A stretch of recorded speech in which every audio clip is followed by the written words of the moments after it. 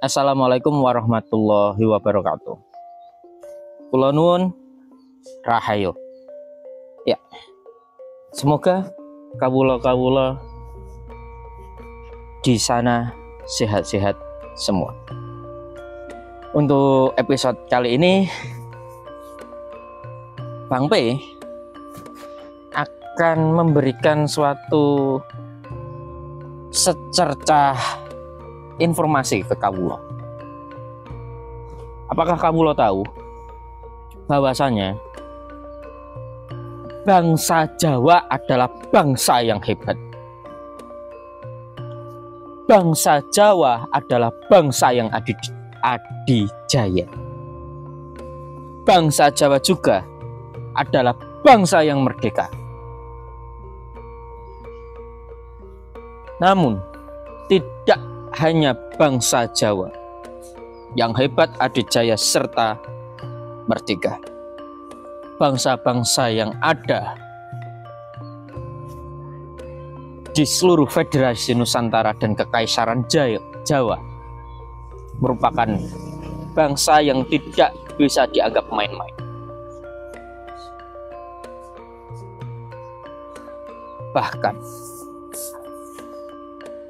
di masa dulu tercatat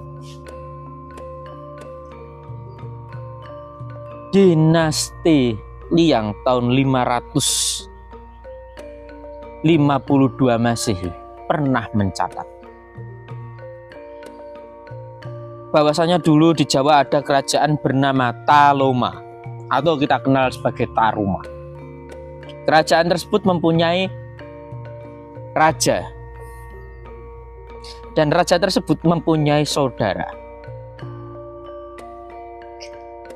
Saudara dari raja tersebut seseorang yang ahli di bidang alkimia atau di bidang kimia, ahli di sistem tata negara, ahli di sistem hukum, ahli di sistem militer, ahli di sistem pertanian, ahli di sistem perdagangan, dan lain sebagainya.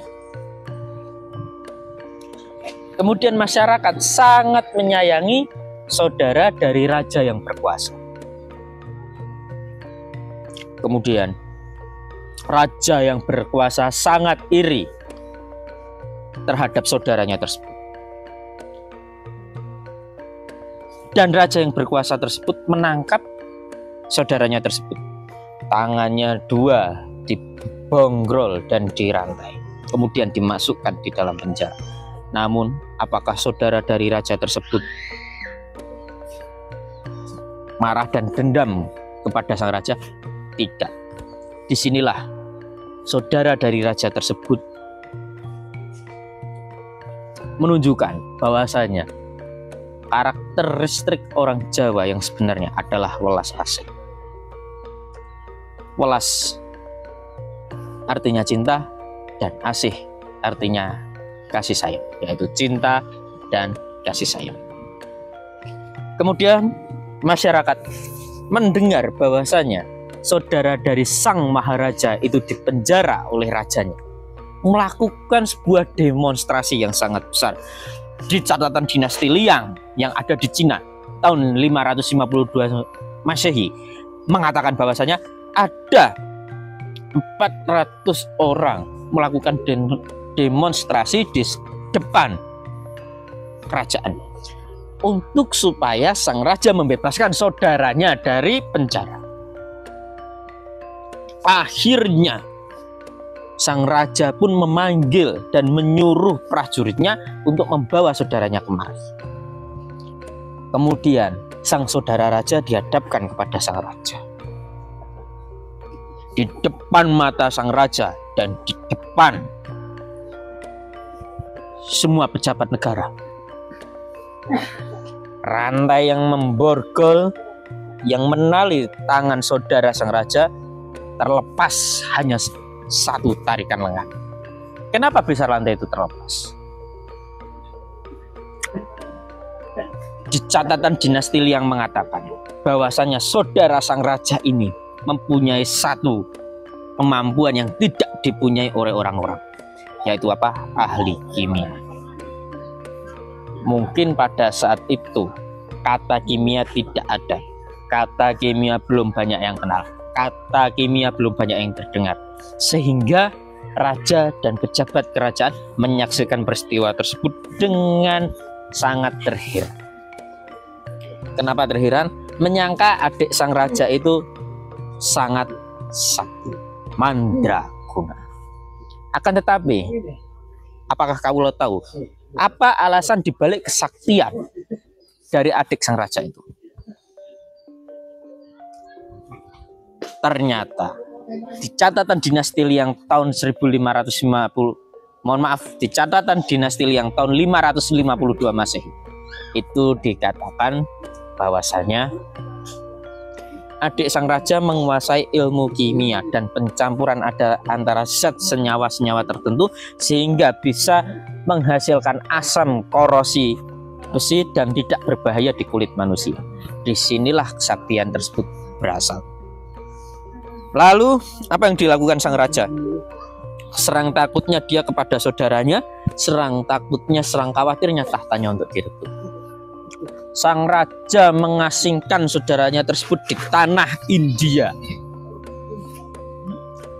Sesampainya saudara sang raja di tanah India, di sana saudara sang raja menjadi seorang Brahmana yang dipercaya sebuah kerajaan besar yang ada di negeri Indravana atau India. Kemudian catatan dinasti Liang 552 Masehi juga menyebutkan bahwasanya saudara sang raja lalu dinikahkan dengan putri raja yang ada di India tersebut. Setelah melakukan pernikahan, ada surat dari Taruma yang dikirimkan ke saudara sang raja yang ada di India. Di surat itu menuliskan bahwasanya kakaknya dari saudara yang ada di India itu meninggal, atau sang raja yang ada di Tarumanegara itu meninggal dunia, dan tahta kerajaan itu kosong, tidak ada yang memimpin. Para masyarakat, para pejabat negara meminta bahwa sang saudara sang raja terdahulu yang ada di India untuk pulang ke Tarumah dan memimpin negaranya. Akhirnya saudara sang raja yang ada di Tarumah pergi ke Tarumanegara atau pulang ke Tarumanegara lagi. Kemudian sang saudara tadi ketika sampai ke Tarumanegara dinobatkan sebagai raja negara Tarumanegara. Catatan dinasti Liang tahun 552 Masehi mengatakan sang raja inilah yang disebut sebagai raja yang pulang dari India membawa agama Siwa ke tanah Jawa.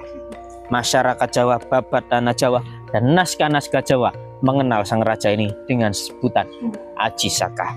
Tepat di momen ini pula tahun Saka atau penanggalan Saka masuk di tanah Jawa, dan tepat di tahun ini pula, di momen ini pula, kitab-kitab Siwa juga masuk ke tanah Jawa.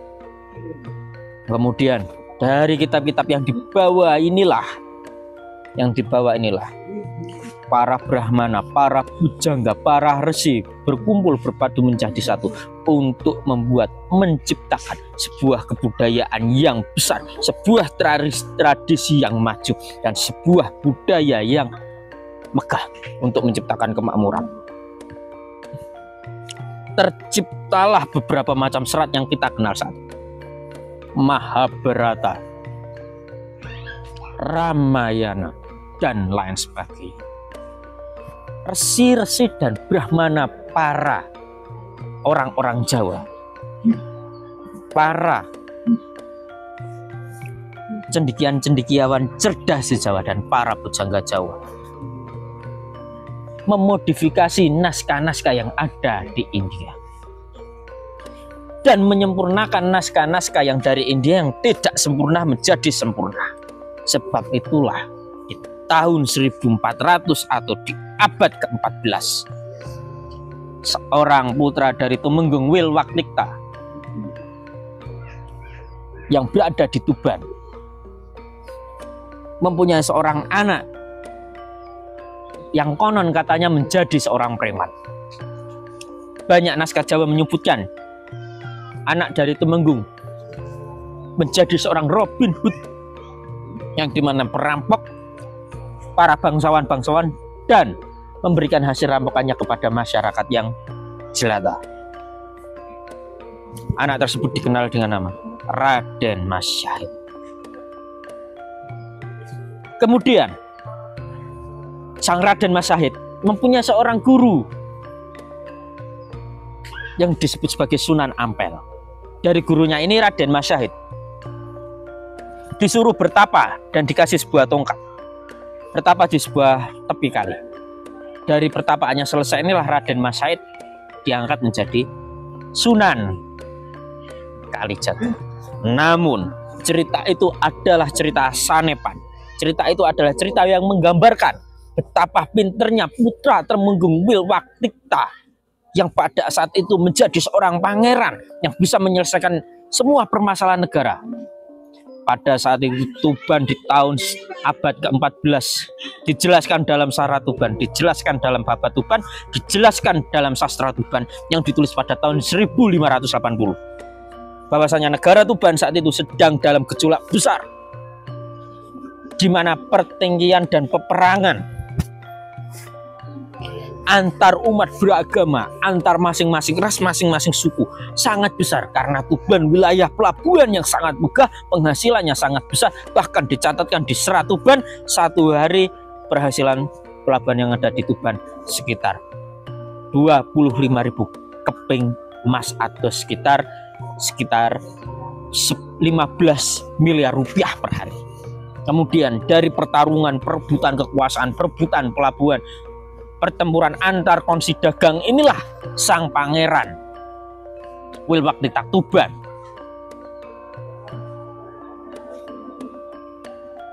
mempunyai suatu cara untuk menyelesaikannya, yaitu sang pangeran memanggil semua ketua kongsi dagang, kongsi agama, ada Siwa, ada Buddha dan Islam tentunya. Saat itu Islam sudah masuk tapi Kristen belum masuk. Lalu datanglah semua yang dipanggil ke Kadipaten Tuban, ke Kedaton Tuban. Setelahnya dipanggil, sang Mas Syahid kemudian memberikan solusi atas masalahnya, yaitu membentuk pasar-pasar yang bisa saling bersinergitas, pasar-pasar yang bisa saling bekerja sama, pasar-pasar yang saling berkolaborasi tanpa melihat perbedaan, tanpa melihat suku, tanpa melihat ras. Dari situlah ada sosok Sunan Ampel. Kemudian Sunan Ampel